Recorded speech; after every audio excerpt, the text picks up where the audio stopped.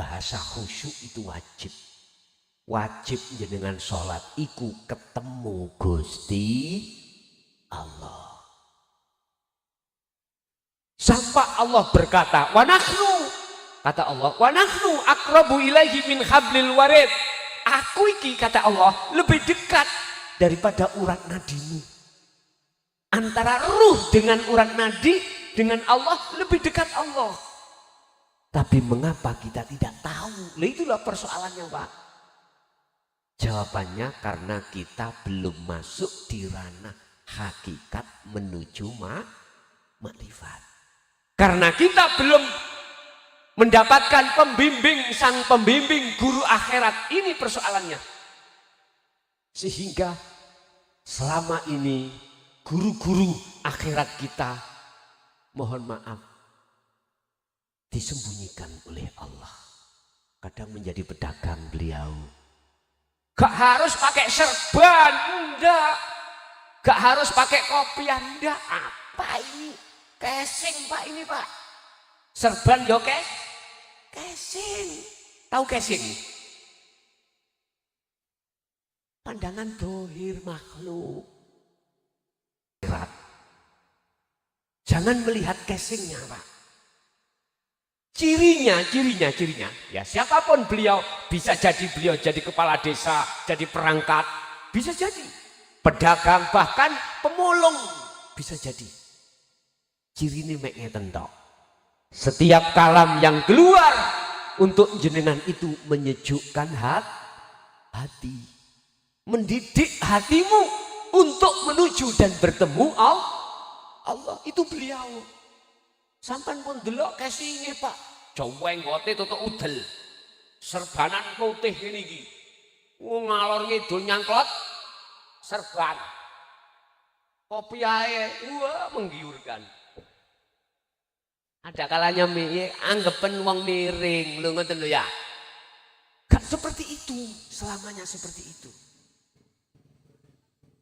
Beliau bisa jadi orang yang orang lain menganggap dia itu edan. Mohon maaf loh, nggih. Ciri ini mek situ.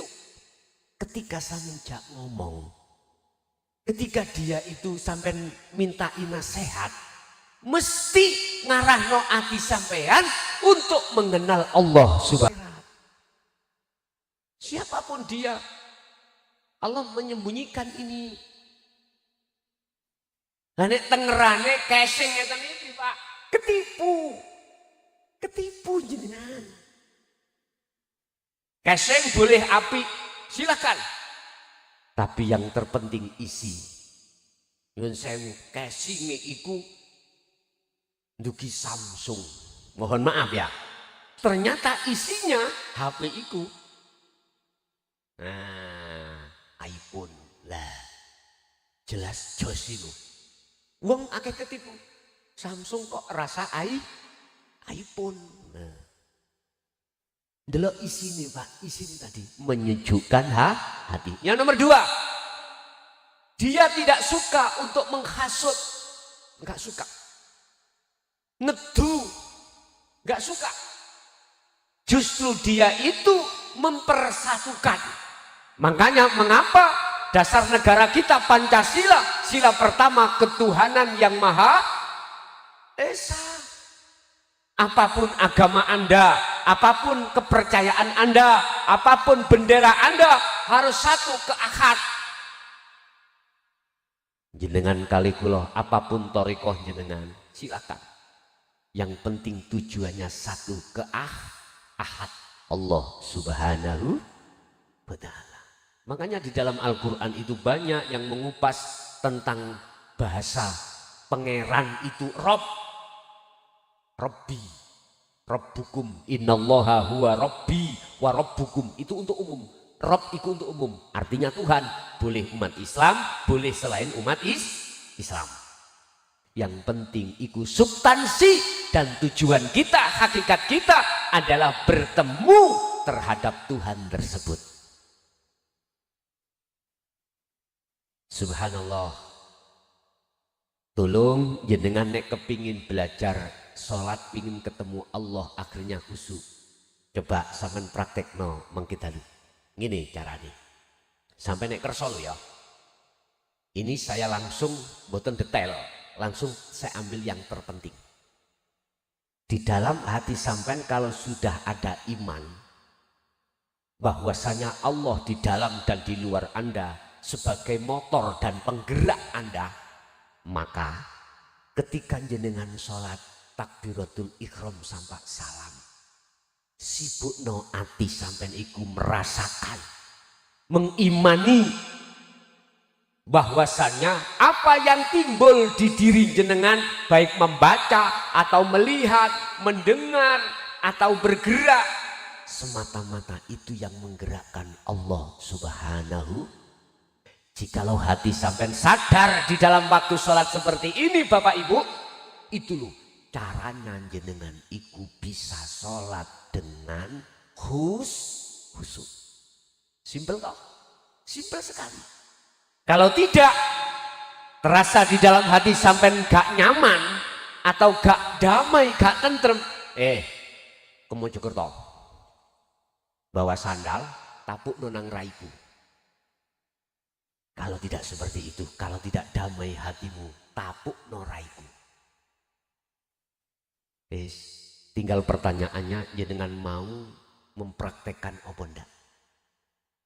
Lebih-lebih ketika jenengan sholat 5 waktu, tak jamin sampai nek wis kadung gendeng ambek Gusti Allah ning kuno, mohon maaf, hati sampean kali kula kadung mahabbah muraqabah terhadap Allah, tak jamin sholat sampean ku gelek lali rokaat. Aku lagi roman. Salat duhur kan papat Pak ya. Sampai ini lali. Dilalekno Allah dengan hitungan rokaat. Iku proses Pak, proses. Gak apa-apa. Gak apa-apa. Ya nanti ketika mau salam sampai tebus ambek sujud sahwi. Ngoten mawon. Tapi mesti nyaman hati sampean. Hati sampean akan damai. Ala bi dzikrillahi tatmainnul qulub. Ingat, hanya dengan zikir inilah, zikir yang kumaksud sadar diri hati sampean bahwasanya apa yang muncul dalam diri Anda semata-mata itu karena Allah, itu namanya zikir. Maka hatimu akan damai. Ketika jenengan sakit umpama gak waras-waras, ya. Tombone durung teko sampai nek gelem zikir iki, tak jamin ndang teko. Wis tak penak toh. Tadi disebut jenengan kali kula niki banyak masalah di dalam rumah tangga.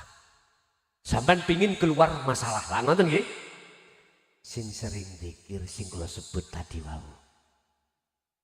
Sapa sing gawe lara iku? Sapa sing nguasai lara? Sapa sing gawe masalah? Siapa yang menyelesaikan masalah? Tidak ada kecuali Allah. Allah ini ati sampean duduk nang kuno, janji Allah, wa may yattaqillaha yaj'al lahu makhrajan wa yarzuqhum min haitsu la yahtasib. Selesai masalah. Alhamdulillah, iki janji Allah. Tinggal jenengan sabar apa ora? Tinggal jenengan ikhlas apa ora? Dikasih Allah sakit, ikhlas apa ora? Ketika Allah kei masalah yang rapena. Kalau jenengan dasari ikhlas, aku yakin tidak ada bagi Allah masalah itu tidak selesai. Masalahnya yang menyelesaikan itu Allah. Makanya kita harus pasrah. Pasrah itu akan benar manakala kita bertemu terlebih dahulu terhadap yang kita pasrahi. Wa anibu, dan kembali dan bertemulah kau terhadap Tuhanmu. Wa aslimu lahu, kemudian pasrahlah. Loh, pasrah nomor loro. Berarti pasrah Anda akan benar manakala Anda itu sudah ketemu yang dipasrahi. Dengan di jalan. Pak, saya itu sepeda nggih. Sampeyan nggak kenal siapa dia. Saya tak ke sungai dulu, nggak kenal siapa-siapa. Pasrah yang seperti ini kurang benar karena belum kenal siapa yang sampean pasrahi. Ternyata yang dipasrahi curanmor. Bagaimana maling itu? Langsung dibawa lari lah nggih.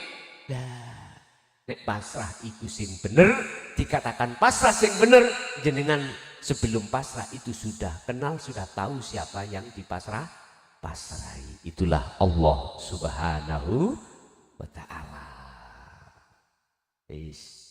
Kembali kepada sholat. Ya jenengan wis ketat lah sholat kaya ngene, nek gak cocok ambek Quran nang Mojokerto. Tapu ono cangkemku ambek sandal. Kurang lego hati sampean ambek parut. Tahu parut? Apa di sini parut, Pak? Yang buat marut kelapa itu. Kan lihat tekne regu. Iya. Estu. Jikalau kau jenengan hati sampean enggak sesuai dengan apa yang kukatakan tadi, taruhannya ada di situ, Pak. Jikalau Anda sudah di situ, maka iki hukum dari Allah. Wala tattabi'u khutuwati syaiton. Anda akan bisa meninggalkan ajak-ajak nafsu. Nafsu ngajak selalu lali nang Gusti. Berhubung dengan setiap saat dan waktu berzikir terus, maka nggak ada kesempatan nafsu mencari celah. Surat Al-Insan ayat 25-26. Wadhkur isma rabbika bukratan wa asila wa minal laili fasjud lahu fasabbihu lailan tawilan. Muhammad, pagi sampai sore berzikirlah kau. Malam pun juga begitu. Jadi Rasulullah itu 24 jam itu dzikir terus, Pak. Iya, dzikir terus. Bon, kalau sudah begitu, sebagai penutup ayat, innahu lakum aduwwum mubin. Innahu sak temene setan lakum kedue sira kabeh iku aduwwun mungsuh. Mubinun kang pertelo. Sesungguhnya nafsu itu musuhmu yang nyata. Dikatakan nyata, Anda akan tahu nafsumu. Selama ini kan nggak tahu, Pak. Nafsu itu isinya apa ya? Kata Rasulullah itu musuh. Kata Quran musuh harus diperangi. Kita perang wajib tahu siapa musuh kita. Kalau kita tidak tahu musuh kita perang, kalah, Pak. Kalah. Sampai sholat yo kalah, sembarang kalah. Itu iso menang sampai harus mengenal nafsu di dalam dirimu. Mana itu? Nafsu sifat basariah. Di dalamnya ada nafsu dua, nafsiyah dan amarah. Tiap saat ngaku-ngaku aku. Kok aku ngono? Gak iso, gak bisa. Kok aku. Aku nih Pak teko terus. Inilah nafsu yang kumaksud. Itulah yang dimaksud innahu lakum aduwwum mubin. Itulah musuhmu yang nyata. Makanya kitab Hikam dalam pasal berapa itu? Syekh Ibnu Athaillah dawuh, lepaskanlah sifat basariah di dalam dirimu. Jikalau kau ingin lekas bertemu Gusti Allah. Artinya aku mule sing nyapo-nyapo lepasen. Contoh, aku sholat merasa aku sing sholat lepasen. Carane ngelepas dzikirowa. Zikir yang bagaimana yang kumaksud? Sadaro yen kabeh, rasakanlah yang semua apa yang terjadi pada diri kita sesungguhnya itu illa billah wa Gusti Allah. Walillahil masyriq wal maghrib. Mulai jagat etan sampai jagat kulon, semua milik Allah dan yang menggerakkan milik Allah, yang bergerak itu milik. Lah kok kita ngaku-ngaku? Itulah memang nafsu, proses kita. Lah sekarang sudah saya kasih tahu caranya mengenal nafsu untuk sampai perangi, terapkanlah di dalam sholat, terapkanlah di luar sholat, setiap saat dan waktu. Ibu-ibu kalau pagi jelas masak, ulek-ulek Bu nggih. Kau saat ini gereneng, pelonjo sak wulan dikei mek 50.000. Lombok iki tak teplokno raimu. Lah apa gitu? Ilingo kuwi iso ulek karena Gusti dalam dirimu. Itu loh maksud saya. Kadang-kadang ibu-ibu nak mangkele Pak. Nek sampean oleh kei blonjo terlambat. Nggih napa mboten Bu? Apalagi biasanya 1 bulan 2 juta. 1 bulan dikasih 20.000. Piye jawab ibu? Ya sama-sama makan uyah. Gitu. Allah ya karim. Itulah kita Pak Bu. Setiap saat dan waktu tidak selamanya mesti cukup dan lebih-lebih ya. Suatu saat Allah menghadapkan kita dalam kekurangan. Contoh air tadi ya. Kita waktu peceklik ini kemarau panjang, Pak Kades tadi sampun nyampaikan atau wakil Pak Kades. Jadi kita harus sabar, sebab semuanya ya karena Allah. Aku yakin jenengan melihat, mengimani hanya Allah yang berkehendak. Aku yakin doa panjenengan jaluk udan mesti dikai udan. Kalau hati sampean iku ngakokno yen semua itu karena Allah. Karena Allah. Kesimpulan, Bon, masuk kesimpulan. Kita hidup di dunia ini tinggal berapa tahun tidak ada yang tahu. Allah sudah ngancam kita dalam surat Az-Zumar ayat 54. Sing sapa wonge urip ning dunya, barang siapa yang hidup di dunia tidak lekas kembali ruhaniyahnya untuk bertemu Allah, kok ya sudah kedatangan mati, sumalatun sorun. Ruhaniyah kita akan kembali kepada Allah nantinya itu di dalam zona alam sing gelap, alias tidak mendapatkan pertolongan dari Allah Subhanahu. Naudzubillahimin. Di balik ayat itu, barang siapa saat di dunia sebelum meninggal dia sudah ruhaniyahnya kembali kepada Allah, meniru Nabi Muhammad, syariat dan sampak makrifate, maka dia akan meninggalnya itu dapat pertolongan Allah. Yang tadinya ayat sumalatun sorun lanafi tidak ada, dihapus oleh Allah, akhirnya sumatun sorun, maka mereka akan ditolong oleh Allah Subhanahu dengan cara jalure alam sing sampeyan leboni roh iki alami alam pepadang.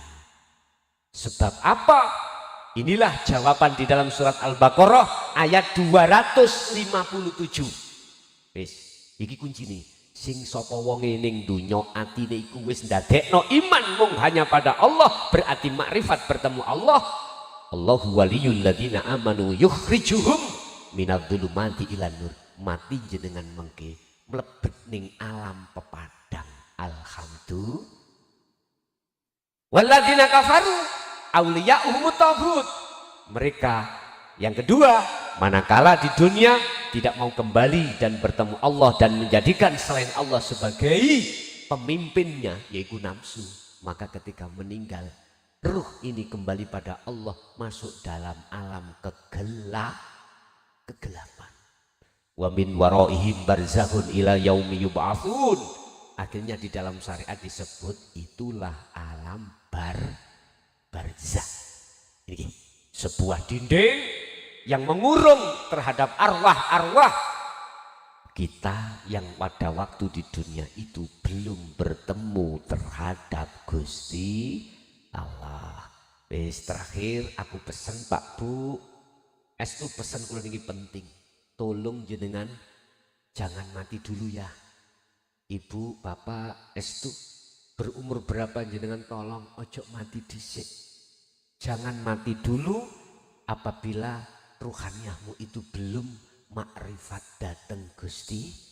Iso makrifat ikutono Rasulullah, tidak hanya di jalur syariatnya tetapi juga di jalur hakikat supaya bisa makrifat datang Allah. Oke Bapak Ibu, itu apa yang bisa kami sampaikan dalam kesempatan malam hari ini. Kita masuk pada sesi tanya jawab. Barangkali ada yang bertanya, sebab gak mungkin semuanya paham, jenengan gak usah sungkan malu-malu. Tanya, mumpung saya masih ada di sini. Sampai tanya, kami persilakan.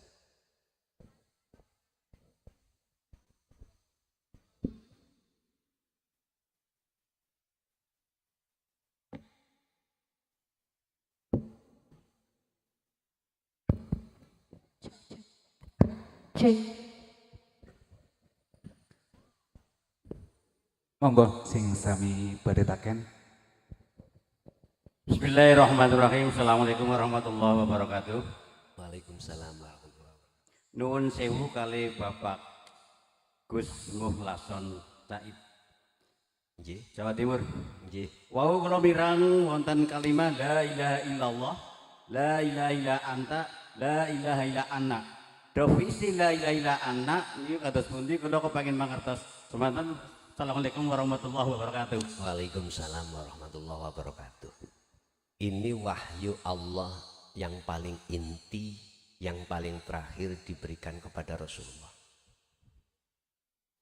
Surat Al-Anbiya ayat 25.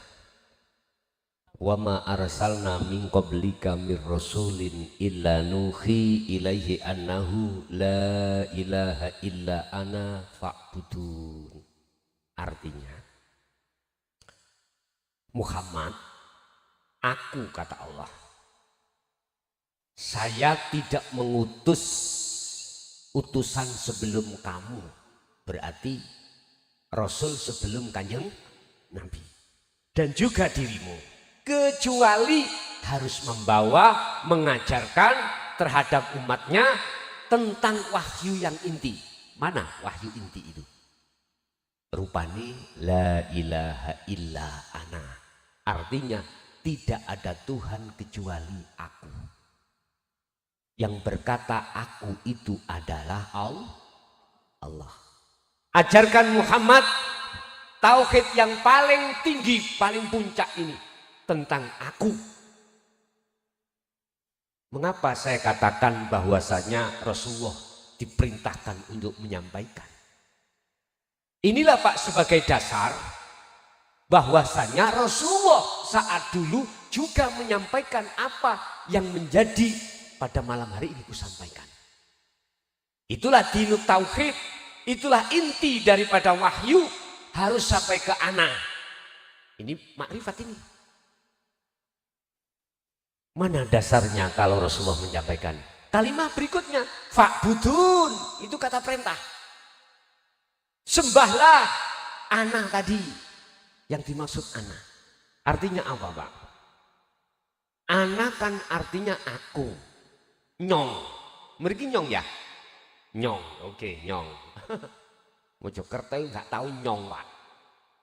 Nyong itu apa? Nggak tahu. Oke, saya, aku, nyong.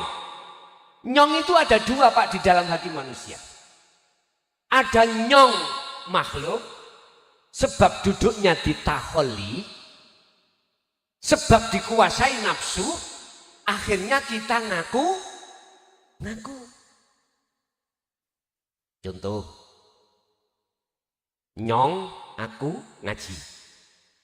Saya duduk di takholi. Apa takholi itu?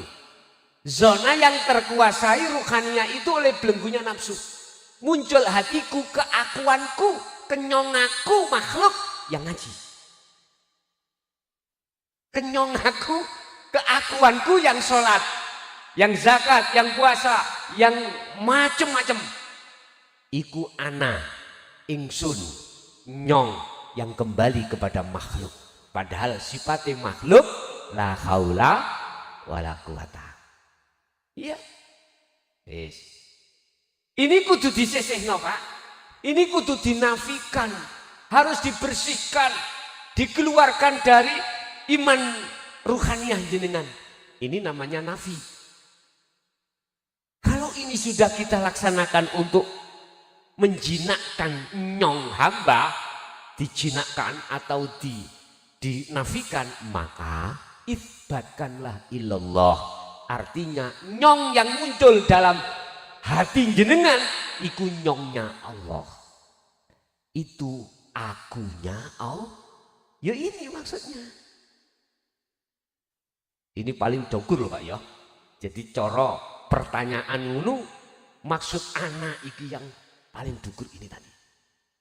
Harus terlebih dulu ada proses tahalli untuk menuju tajalli. Pembersihan keakuan diri makhluk yang nyapo-nyapo, yang bisa apa-apa, setelah itu kita tiadakan, barulah tajalli menetapkan agungnya Allah. Inilah yang disebut fa'budun.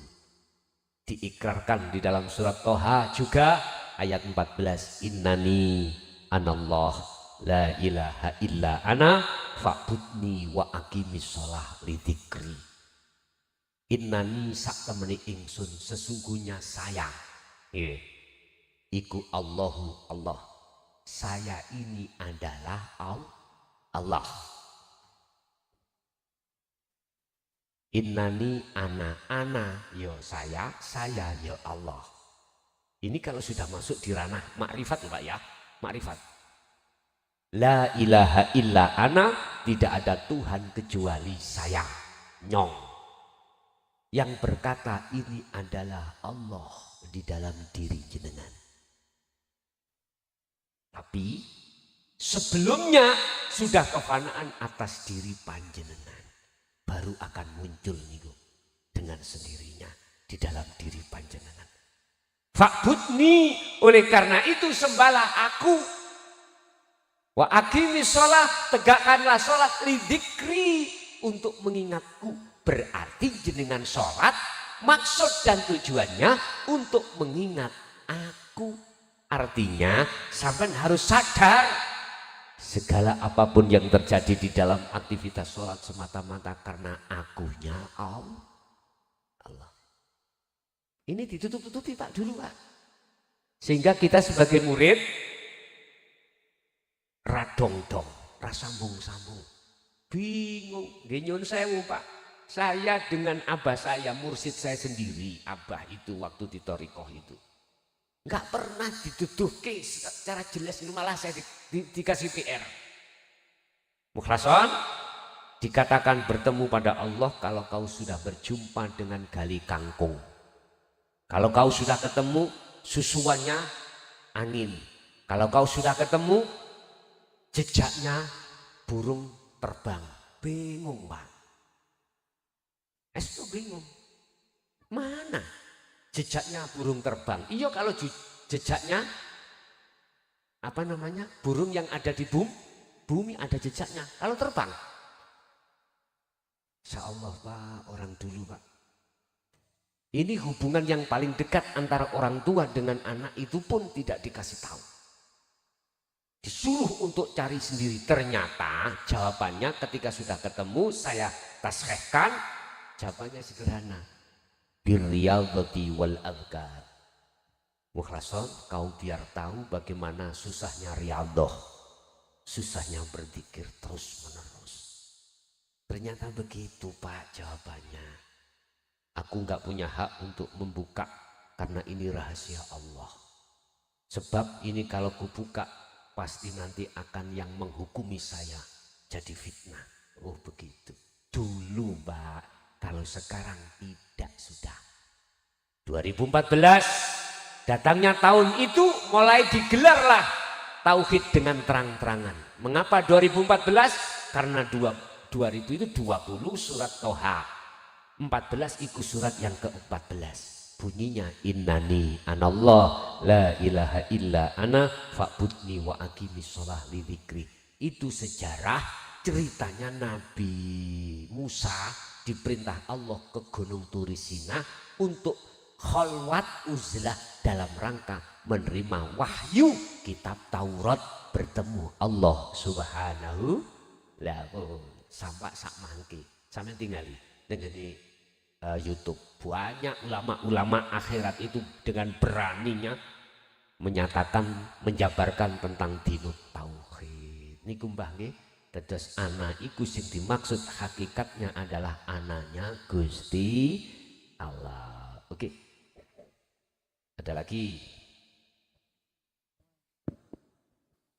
Assalamualaikum warahmatullahi wabarakatuh. Waalaikumsalam warahmatullahi wabarakatuh. Ini mau nanya Gus Mukhlason Masjid. Yang pertama, ingkang kula badhe takutaken sepindah masalah untuk mendekatkan diri niku wonten jenjang umur mboten. Kadang teng warga khususipun Tanjung Tirta lah. Niku kadang-kadang ketika tiang mempelajari syariat thariqat hakikat makrifat, niku agung nom kadang-kadang dereng umuripun. Dan niku Umurnya. mohon penjelasan. Nggih. Intinya wonten batas umur untuk mempelajari ilmu niku napa mboten? Ngoten nggih. Sepindah ping kalihipun. Nggih. Kadang-kadang kula belajar mengenai toriko intinya napa nggih zikir jahar khofi dan segala macam. Tapi seringkali ketika mun zikir kados ngaten niku dong kepanggih, dong boten. Niku tepundi kekiranganipun Gus. Ngoten nggih. Nggih, makaten. Wassalamualaikum warahmatullahi wabarakatuh. Waalaikumsalam warahmatullahi wabarakatuh. Masalah umur itu tidak ditentukan miturut pandang kacamata hakikat. Siapa yang hatinya sudah bisa menerima dengan dinu tauhid, umur berapapun silakan. Jadi tidak ada ukuran tentang masalah umur. Sebab mohon maaf Bapak Ibu, kadang-kadang kita manusia umur 50-60 pun belum bisa menerima. Yahjubuhum bi'ilmihim au ibadatihim au bi'a'malihim. Menolaknya itu bisa jadi karena keilmuan kita. Akhirnya dengan ilmu itu akan menutupi hati kita pada Allah. Akhirnya ilmu itu nggak bisa tembus terhadap hati. Ilmu yang kumaksud adalah ilmu tentang selain Allah. Itu kadung saya ngalim. Laksana gelas Pak. Selama isi ono tutupi tak iseni tuyo yo gak iso melebu, gak bisa masuk. Khatamallahu ala qulubihim wa ala sam'ihim wa ala absarihim ghishawah. Mengapa tertutup di situ? Mengapa dia tidak mau menerima? Karena jawabannya tertutup. Innal ladzina kafaru sawa'un 'alaihim a'andartahum am lam tundirhum la yu'minun. Mengapa dia tidak percaya? Dikandani, dikasih nasihat atau tidak tentang dinu tauhid, dia tidak mau terima. Karena khatamallahu